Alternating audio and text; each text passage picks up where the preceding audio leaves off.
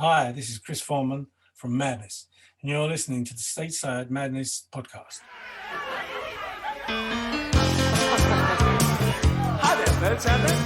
I'd like you to meet Tommy McGuire and his combo.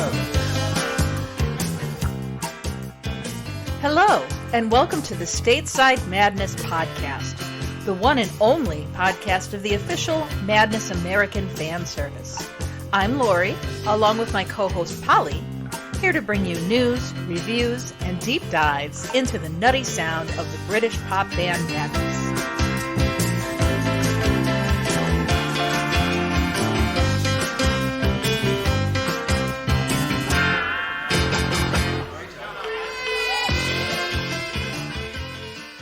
Hello, hello. Time for another episode of the Stateside Madness podcast. I'm Laurie. And I'm Polly. And I think we're going to jump straight in, aren't we, Polly? That's right.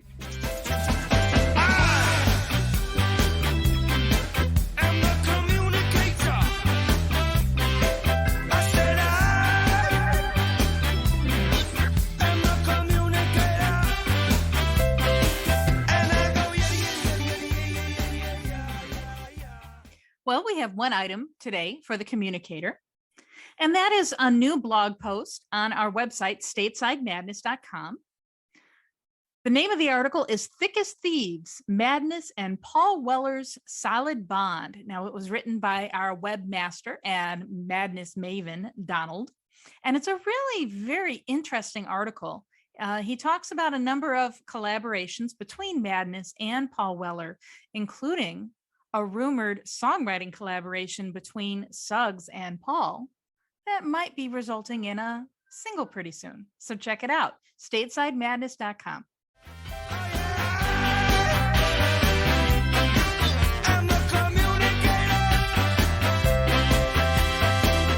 Let me tell you how I feel. I'm scared. Chris, what time is it? Showtime! So we'll move right on to the episode, this one being about crunch. Yay! I love this one. This is going to be so cool. A little bit about crunch. After The Madness recorded one album in 1988, the four members of The Madness, that was Suggs, Carl, Lee, and Chris, they all went their separate ways. And Lee and Chris continued writing songs together. So by 1990, Lee and Chris found themselves in Liquidator Studios recording a new album of material. As to the name, there's a lot of confusion about this. And if you read 5 different sources, you'll get 5 different answers. The band was originally supposed to be called the Nutty Boys. And from what I understand, Lee was very much against the name the Nutty Boys because he thought it was a little too close to Madness, right? Madness are known as the Nutty Boys, and that was something that the record label, I guess, was kind of pushing. But a printer switched the band name and the album title. So then the band name became Crunch. We do know that post 1996, everything that had been released or re-released after that was officially the band called Crunch. So prior to that, sometimes they were billed as the Nutty Boys, sometimes they were billed as Crunch. The album cover photography, which I love, for the Nutty Boys was done by a photographer named Gavin Watson. And he's actually worth looking up online. He's really got some good rock and roll photography on his website. So Lee and Chris are forming a band. Now, they can't necessarily do it all themselves, so they have to look elsewhere for musicians. Now, a surprising choice is Steve Annan on saxophone. Why? Well, because Lee is quite noteworthy as a saxophonist, and you would think maybe he would handle all of those responsibilities himself. I play sax, but also I sing at the same time. Baffling, eh? As it turns out, he's doing the vast majority of the vocals. Maybe that is why he was inclined to hire Steve. Now, on piano, friend of the podcast, Louis Vaz, Diamond Legs Vaz, And if you want to hear a little bit from Louie, listen to our episode 29, where we interviewed him, or rather he interviewed himself. He just kind of went at it. Guy with a lot of stories, not shy or short on stuff to put out there. On organ was Hong Kong Dave Lazaro. On drums and backing vocals was Spider Johnson. And on bass, Paul Tadman. And then, of course, Chris Foreman. He was on guitars, as you might expect, keyboards, and programming. Lee, vocals, as we spoke of, and Lee, of course, also did add saxophone. So this is actually really notable for a couple of reasons, Polly. Chris and Lee composed most of the songs before they had even recruited the band members.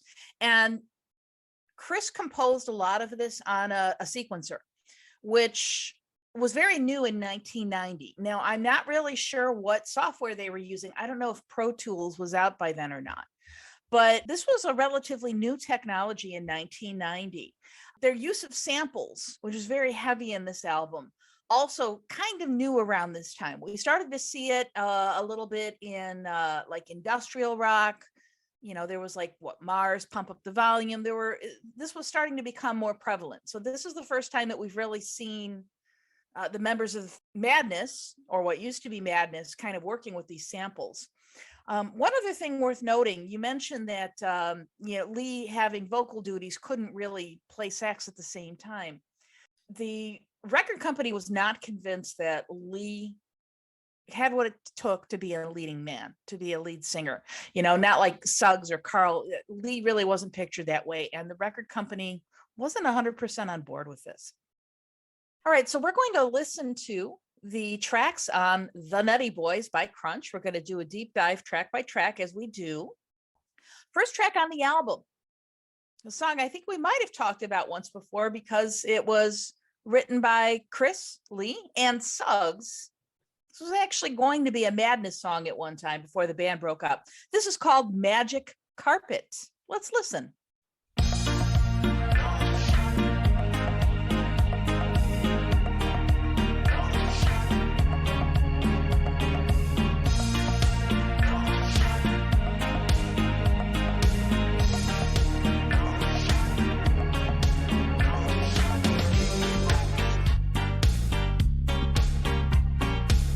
The little white liar who lights up the desires of unsuspecting self-indulging fools, never ending in their quest for bending the golden rule. On every corner, crack the little Jack Horner who laughs hysterically at the mourner, trying to pull him up from the ground. Can't he see? There's no peace for the wicked, for the likes of you and me. So, hop aboard this magic carpet ride. There's no turning back once you decide. Okay, strong start there. Polly, what do you think of Magic Carpet? Well, you're right about it being a strong start. It really sets the tone for what the album's going to be about. And you'll see that they really are trying to make an earnest effort to depart from what Madness really was about, or maybe what the core of Madness was about, at least sound-wise. They're still going to bring the oddball humor and things like that, and that's really kind of on display in Magic Carpet Ride. The album's also pretty reflective of what 1990 was sounding like and was going to be all about. Rather than talk at great length about that right now, I think that's going to come up a little bit more later in the episode. But so far as Magic Carpet Ride goes, it's quite an endearing song, really heavy on groove. And, it doesn't hurt that there's a sample of the Pioneers' Trojan Records classic, Long Shot Kick the Bucket. Definitely a favorite of mine.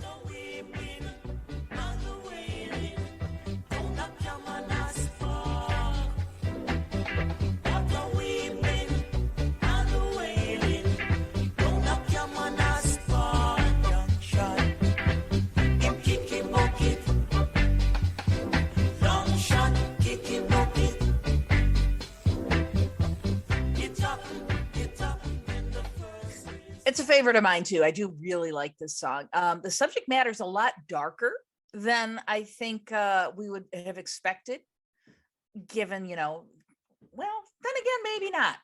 Maybe I spoke too soon on that, because I guess Madness does have like darker subject matter and kind of juxtaposes it with, like an up-tempo, jaunty kind of beat. Supposedly, this is about the availability of drugs in the city with the Channel Tunnel. And if you listen to the lyrics, he's talking about E on every corner, crack for little Jack Horner. And it's really kind of morbid. He talks about the funeral mourner. But then we get to the chorus, and then it becomes something very uplifting. There's no place with the wicked for the likes of you and me. So welcome aboard my magic carpet ride, and it's like, okay, you and I, we're too good for this. We're too good for this scene. Let's get out of here. And I love the line, you've got to make up in your own mind just where it is that you're destined to. Don't let anyone downheart or dissuade you. So it's like, we're going to set our own destiny here. I love it. What's next? So what's up next is Always the Innocent. And as you might expect, it's a Chrissy Boy and Lee Thompson composition. Because everything on the album is going to be written by Chris and Lee, we're only going to mention any credits when it happens to not be written by them. Always you hands up, points at you. Always you hands up, points at you. Hands up. Always the innocent to blame. Guardians of the Islamic Revolution, take aim. Protect the British institution and forever carry the shame. While the evil red army stitching open wound, U.S. sympathizers fund their own doom. All right, Laurie. Always the Innocent. Not me. Oh, the song. This is an interesting one, isn't it? It mentions the Islamic Revolution, evil red armies, but dare doubt the British institution and forever carry the shame. So I had to listen to this a couple times to really get a feel for what it's about.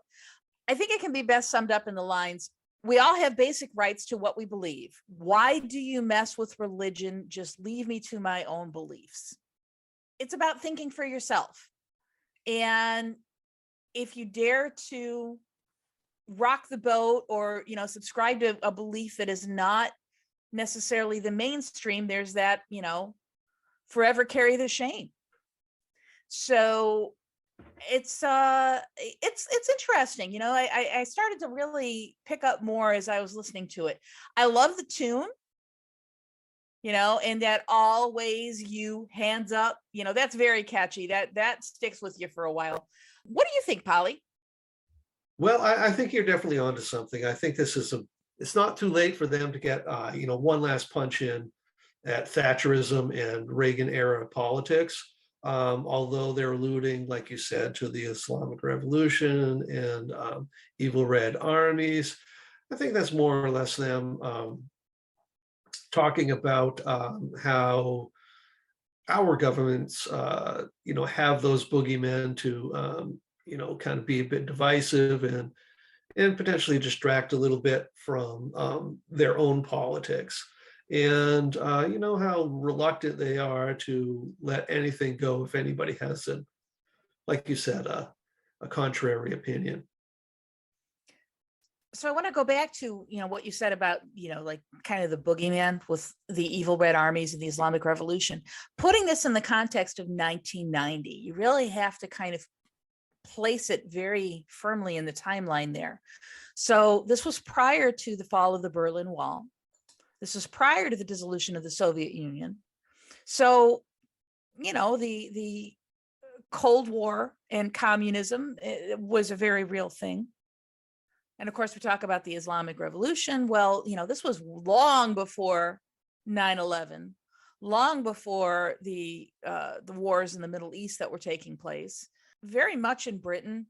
And to a lesser extent, I think here in the United States too, I think there was a lot of, anti-Muslim hatred, a lot of people being singled out for their color of their skin and their beliefs. And when, we still see a lot of that now too. As far as that goes, though, the song, super tight song, rhythmically. And it's a good follow-up to Magic Carpet. It's it's again establishing a bit of what the theme of the album is going to be.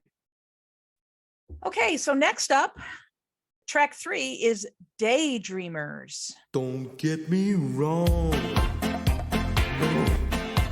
When I address you with my eyes this tag along, as I reel you with my sighs, come on hoverboard. Can't you see? We're just daydreamers. Don't fight the flow. When I squeeze you in my arms, I just got to know. See, I'm taken in by your charms. Is Bobby coming out to play? Daydreamers. So 24 hours, be it night or day. Daydreamers. Polly, talk to me. Daydreamers. So Daydreamers, I don't happen to have Crunch on LP.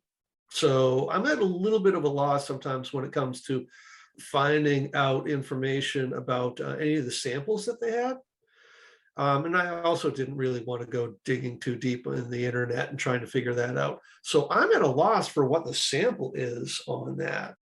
Yeah, I was hoping, Polly, that you could help me identify that sample that's in there, but it's not to be. So maybe somebody will write into statesidemadness@gmail.com and tell us.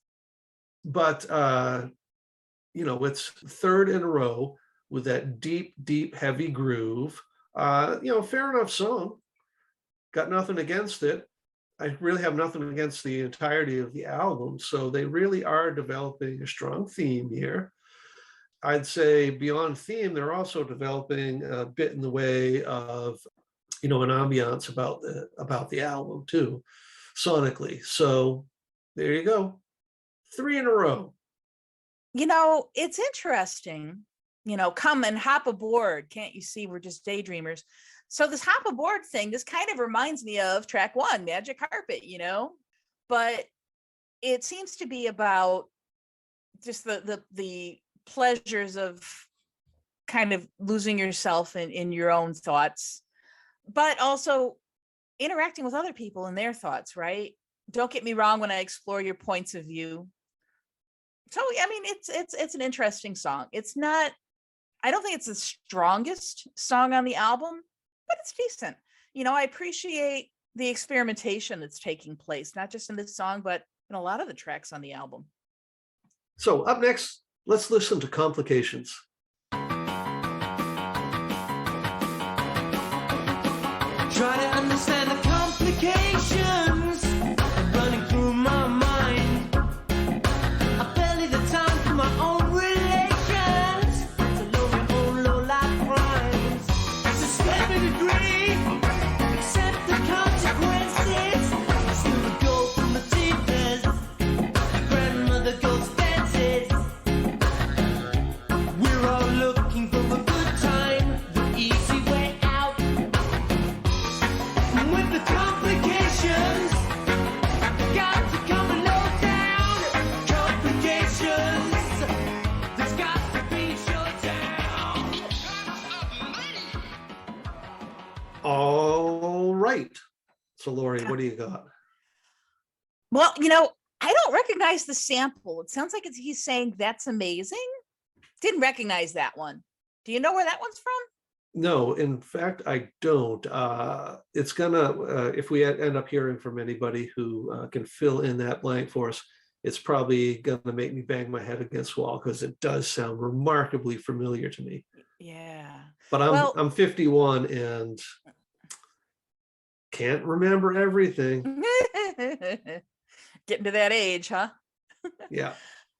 Again, you know, as is my tendency, I really kind of focused on the lyrics for this one. This one seems to be focusing on, you know, somebody who's kind of a really shady character. We're all looking for a good time, the easy way out. And oh, this is a great line. You'd steal the gold from the teeth as your grandmother ghost dances. That is such a great line. And it tells you about the person's character, right? I mean, your grandmother just died, and here you are, you're going to take the gold teeth out of her mouth because that's how greedy you are. So, yeah, I mean, this is an okay song. Again, not my favorite, but, you know, they get an A for effort on this one. I think it's a decent song. What do you think? Again, I'm going to be with you in agreement. Yeah, it's not the strongest song on the album. And people are going to start to see a bit of repetition in my critiques of this stuff. It's just groove based. I'll be saying that about a couple more songs here too. But we'll wrap up a bit with thoughts on that. So, you know, strong enough effort, fits in well with the rest of the tracks. But yeah, you know, a bit more of the same. Next up, we have an instrumental track. It's called Pop My Top.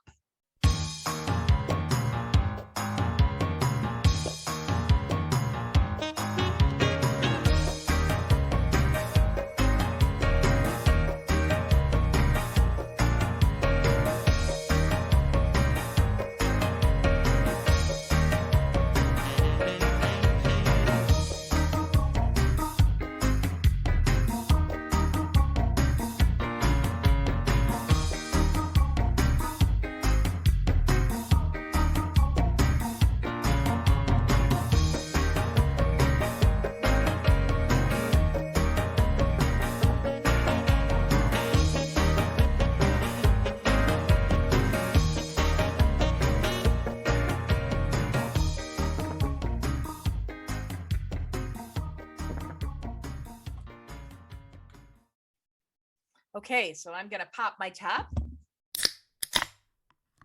There we go. Polly, what do you think of this one? Yeah, not too shabby. You know, I tend to want something a great deal more dynamic and over the top with instrumentals to keep me listening. Otherwise, it can just be a bit of background noise after a while, or, you know, a soundtrack to something else. So, you know, that's the curse of instrumentals for a guy like me. But, you know, again, very solid effort. And I would say very, very, very much a Chris Foreman piece. Mm-hmm. Definitely. Yeah. I mean, we've talked about a number of his other instrumental compositions as well. And yeah, there is that kind of, that Chrissy boy thread running through it. I think this is a fun instrumental. It's not boring. Instrumentals are not something that I find I can actively listen to. I have a weird hang up where I need to focus on lyrics or vocals, even if it's in a language that I don't understand. Or even if it's nonsense words, you know, what is it? Glossolalia? Is that what that's called? So this is missing that anchor for me, but it is kind of a cheery, fun song. You know, this is the kind of thing that I would have as background music in the office when I'm working, because it gets me into a good work tempo. You know what I mean? If I'm dragging, I can put on not just this track, I can put on this album. And it kind of lifts me a little bit and gets me in the groove and gets me moving. Up next, it's a song called Whistle. You might find something familiar in it. Let's take a listen.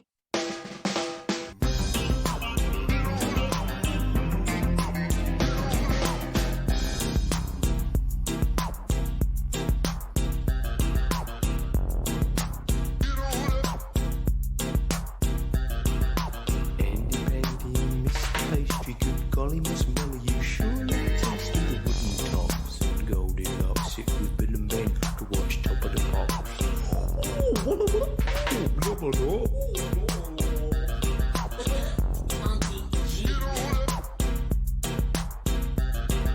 Your very first go on a big wheel, to spin a big wheel, score a cheap deal. Enter into the smug world, the drug world, and what's a quiet girl?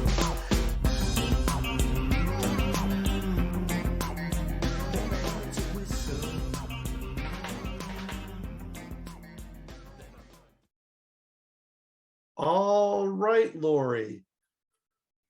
What are your thoughts on Whistle? Oh, I don't know where to begin on this one. That sample, Get On Up. I got really, really stuck on that. I'm trying to think. I mean, Get On Up, I associate with James Brown. It didn't sound like James Brown, unless it was really pitch shifted. I think it's a 1966 live recording, and I don't believe it would be James Brown. I think it would be his musical director. I'm willing to be wrong on that because it sounds very, very familiar, but I remember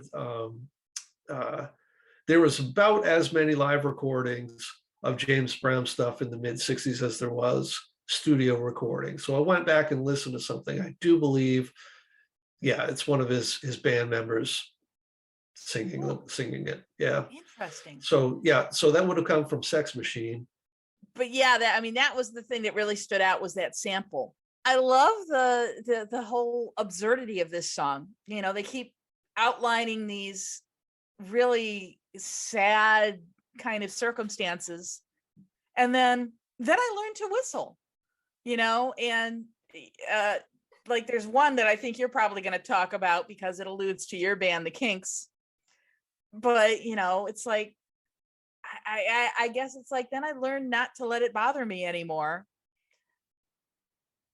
I guess that's kind of what they're getting at there. I also like that they name check the comedian Tommy Cooper in that. I know we've talked about name checking, but what do you think of this one, Polly? I do like it, and I do think there is a Kinks reference in there. Well, I'm not dumb, but I can't understand why she walked like a woman but talked like a man. Not exactly the lyrics, but of course, that's a reference to Lola. Fantastic song. One of the stronger ones on the album, I believe. And again, pretty groove centric. Okay. So I mentioned name checking in the previous song. We've got some more name checking going on in this song. This is Pipe Dream.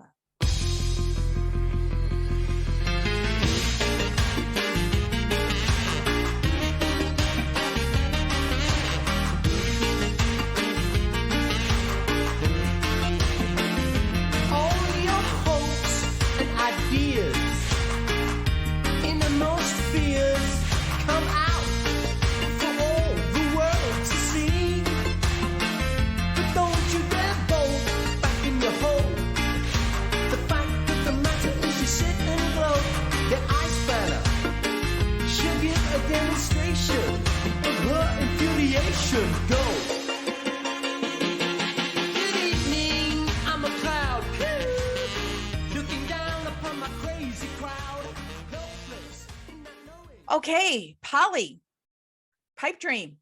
Yeah, okay. So here's where I really start to sound redundant.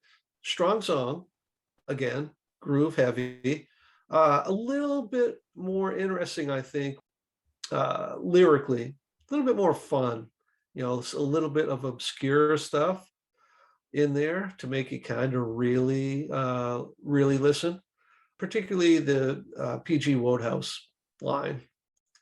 Yeah, so there's, you know, if you're a bit of a literary fan, there's a little bit there for you too. What are your thoughts on it, Laurie? Well, okay, so you mentioned PG Wodehouse. That was the name check I was referring to. So PG Wodehouse, Turn in His Grave. I confess I did not know who PG Wodehouse was, but he was a British author who created the character Jeeves. And he was known for his witty wordplay. And apparently this was like a series of stories that he wrote centering around this character Jeeves. You know, I try not to read too much into some of these songs. I'm not really sure if this is like a drug reference, or if this is just, Lee just kind of being all over the place wacky with this song. But I mean, it's a fun one. There's one line to this song that just makes me smile when I hear it, and that's when Lee goes, "Good evening, I'm a cloud, woohoo, looking down upon my crazy crowd." That's such a fun line. That's all I got. Up next, Für Elisa. It's a Beethoven composition. Let's take a listen.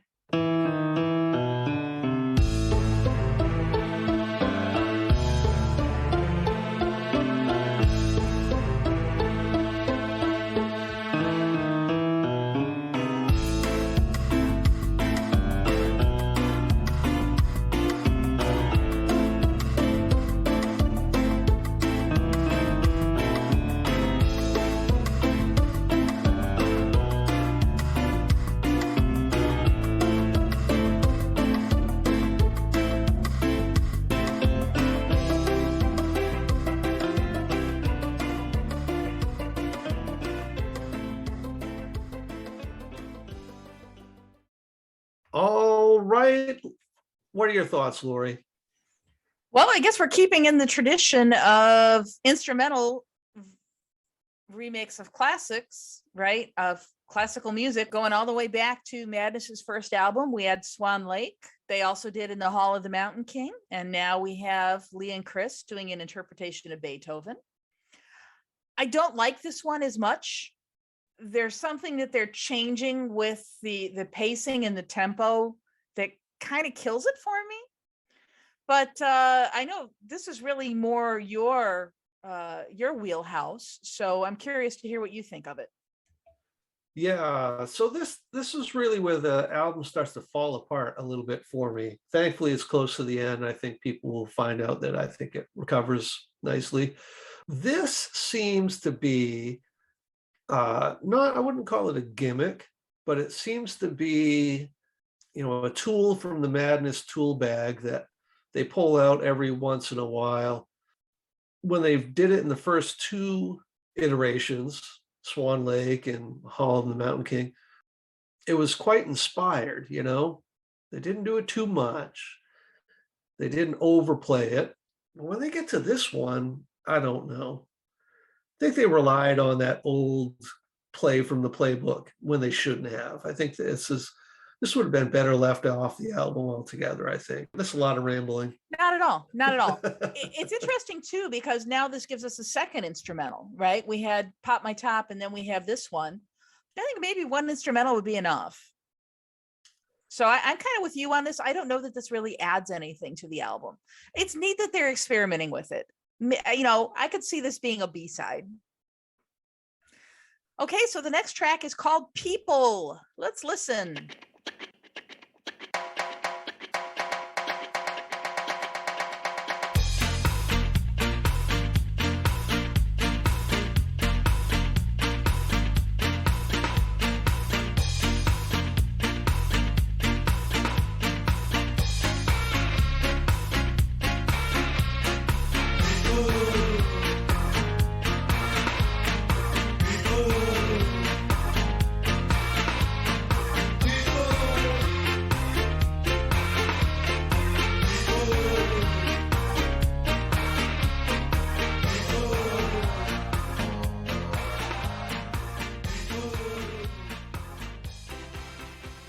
Okay. Polly, what do you think of People? Pretty much the same thing I think that I would say on many of the other tracks. I promise, folks, I really did some homework and tried to be quite analytical about this stuff. But as we've said with the other things, it's playing to a theme. So lyrically, kind of fun, but I'm going to let Laurie get into that. She's our lyric mistress here. But yeah, it's just another groove heavy song. They were really hitting their stride, I think, with this, and it was wouldn't call it a new genre, but a sort of resurgence of groove heavy music, and then with the addition of sampling, sort of fertile ground for people to dive straight into it. So it's no wonder that, they're going so heavily with that. What are your thoughts, Laurie? Well, okay, lyrics mistress here. I do like the lyrics. People, it's been a long time coming, many years spent hop, skipping, and a jumping. There's no excuse except my truce. There's a tremor in the air of all hell breaking loose. That said, I'm starting to feel at this point that a lot of these songs are repetitive. A lot of them are very similar, and in my mind, some of these songs kind of blur one into the other. There are some standout tracks. I mean, I think Always the Innocent, to me, that stands out as being very unique. Magic Carpet stands out as being very unique.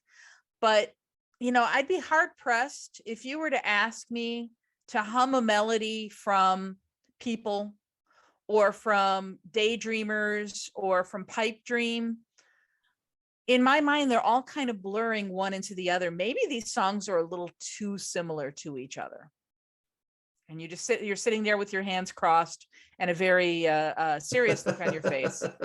So. And the 10th track on the album is You Got It. Let's take a listen.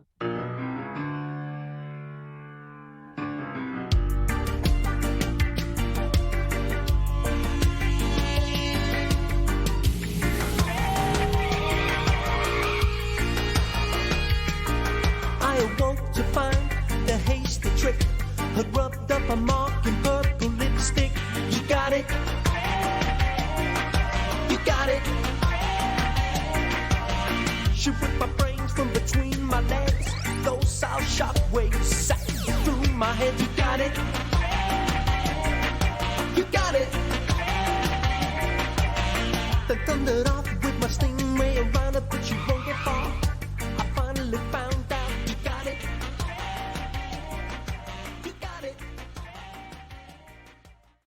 All right, then. What do you got for me?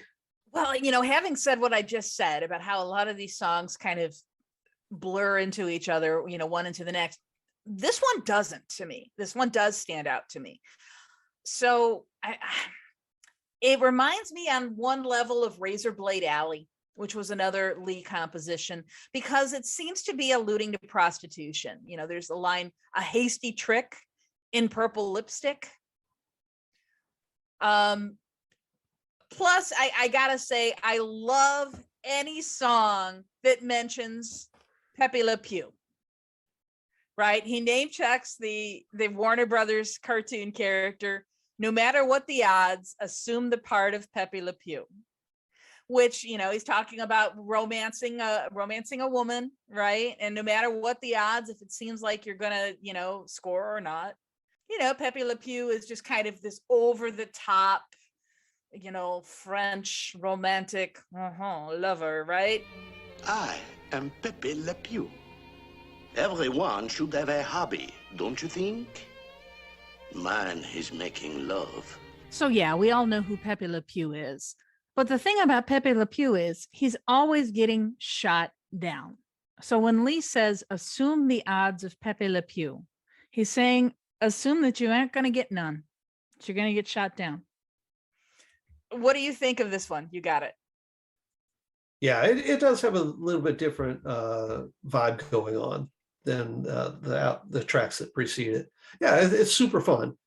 And I think this is the element that makes the Crunch album so endearing is, we're not adverse to fun if you're a Madness fan. But Madness, probably its hits are the fun songs, but Madness had a whole catalog of music that's kind of all over the place between being dour, sad, moody, fun, upbeat, the whole thing like that. Crunch really played, kind of to the strengths of Chris and Lee, who I'm not going to say they're the fun ones in Madness, but certainly they've got that aspect to them and a bit of notoriety because of it. So, this is where I think the album in general kind of exceeds expectations, is that really madcap, fun aspect to it. And and this song has it. This song's got it. It's got it. All right. So this would actually have been the last track if you had purchased the CD. However, on the digital download, there were some additional tracks. So we're going to talk about those, aren't we, Polly? That we are. Here comes a favorite over here at Stateside Madness HQ. It's okay, I'm a policeman. Hold it, fellas. That don't move me. Let's get real gone for a change. Hold it now.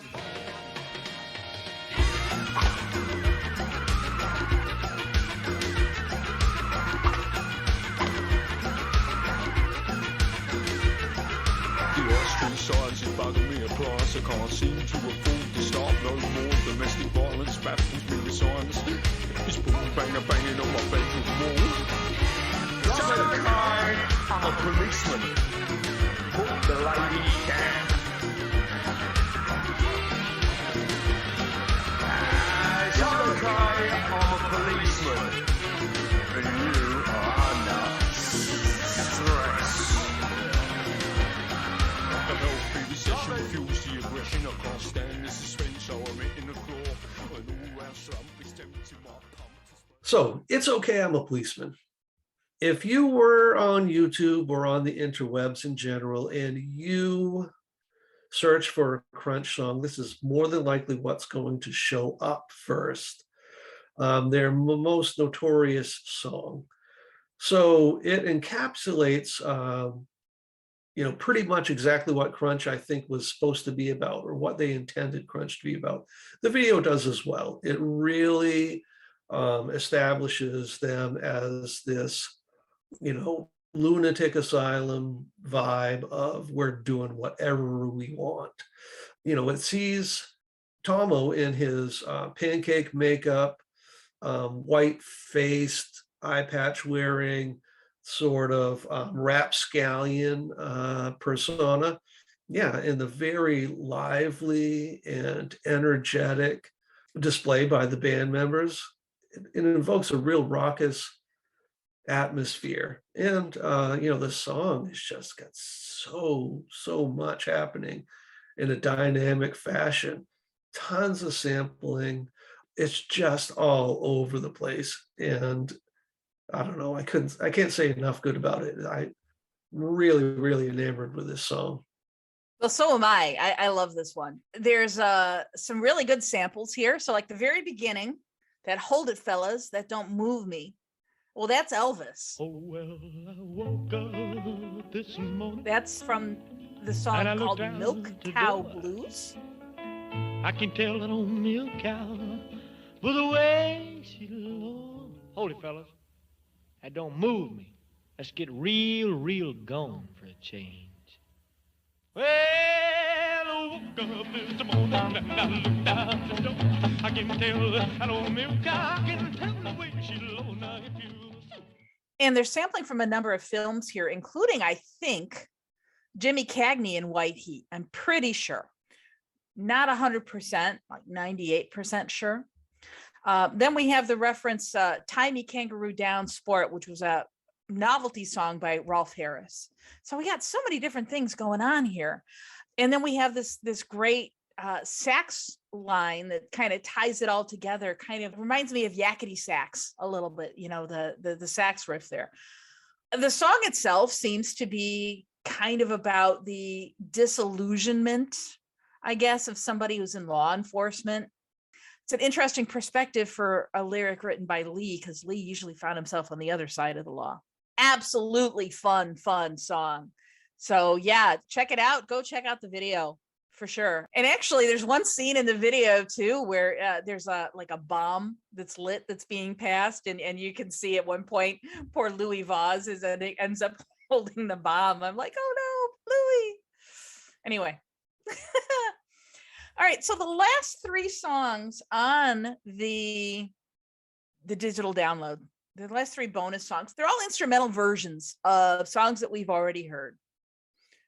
So first we have Just Dreamin', which was an instrumental version of Daydreamers. That was track 3. Then we have Whistling, which was an instrumental version of Whistle, track 6. And finally, Magic Carpet Ridin', which was an instrumental version of track 1, Magic Carpet. We're going to listen to all 3 of these together here. Here you go.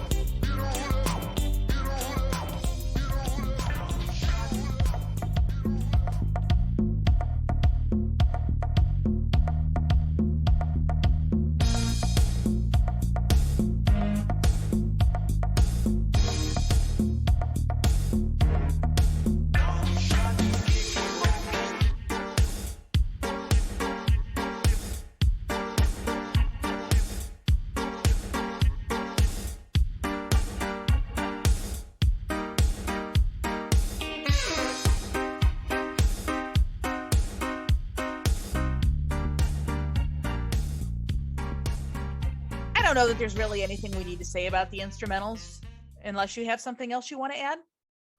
As we've already talked about the songs that the instrumentals were based off of, there's not a great deal, I think, that to add.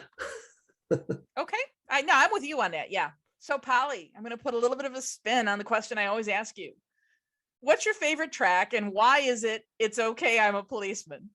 It's Okay, I'm a Policeman, aside from being the most high energy song, probably that Crunch did, it's a really, really, really fine example of that time period and what bands were doing.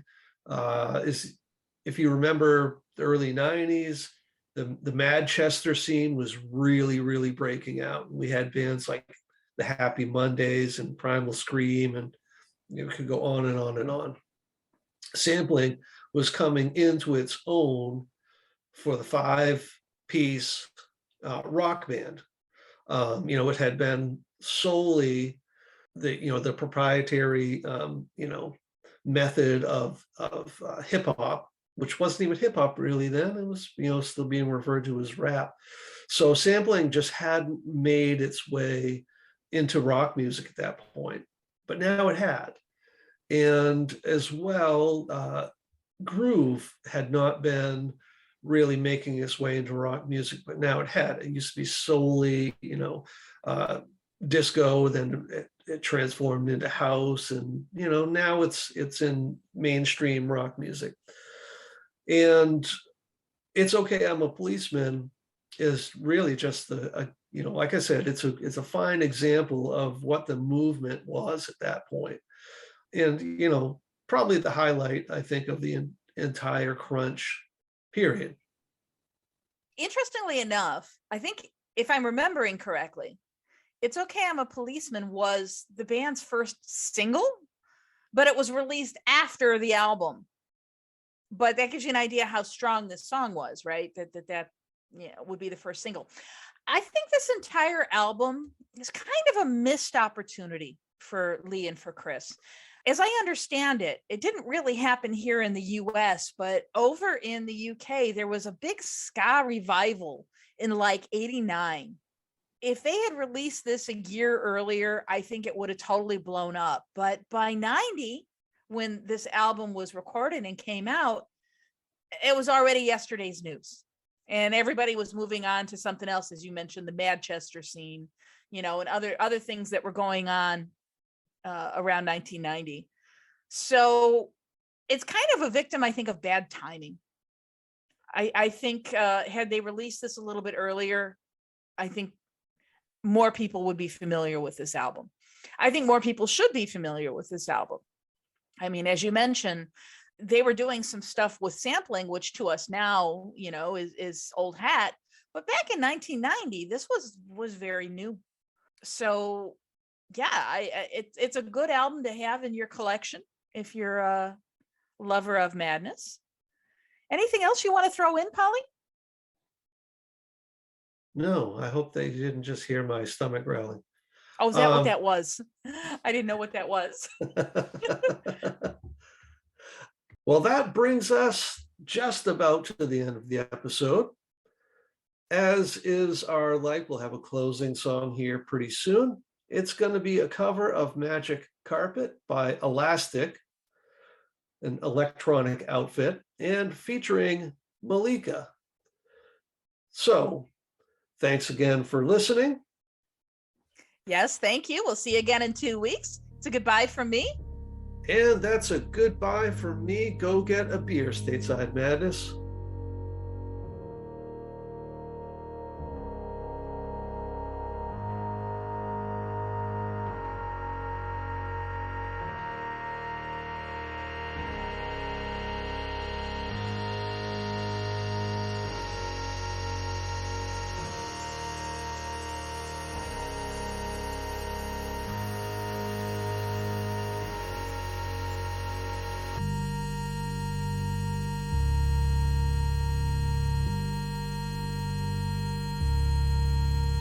I am the one liar who lights up the desires of unsuspecting self-indulging fools, never-ending in their quest for bending the golden rule. Eat on every corner, crack little Jack Horner, who laughed hysterically at the mourner, trying to pull him up on the ground. Can you see? There's no peace for the wicked, on the likes of you and me. So, hop aboard my magic carpet ride. There's no turning back once you decide. Welcome aboard my magic carpet ride. There's no turning back. In me you can confide. You've got to make up in your own mind just where it is you're destined to. Don't let anyone downheart or dissuade you. You're on a straight course.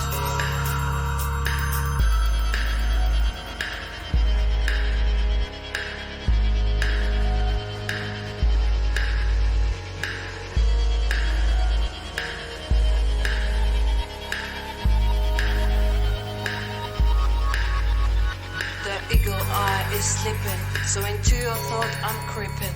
Not sure of what you're feeling. Could be a wet dreaming, or oh, is this the real thing? Or just another rehearsal of the act you were born to? Hop aboard my magic carpet ride. There's no turning back once you decide. Welcome aboard my magic carpet ride. There's no turning back. In me you can confide. You've got to make up in your own mind just where it is you're destined to. Don't let anyone downheart or dissuade you. You're on a straight course. You've got to make up in your own mind just where it is you're destined to.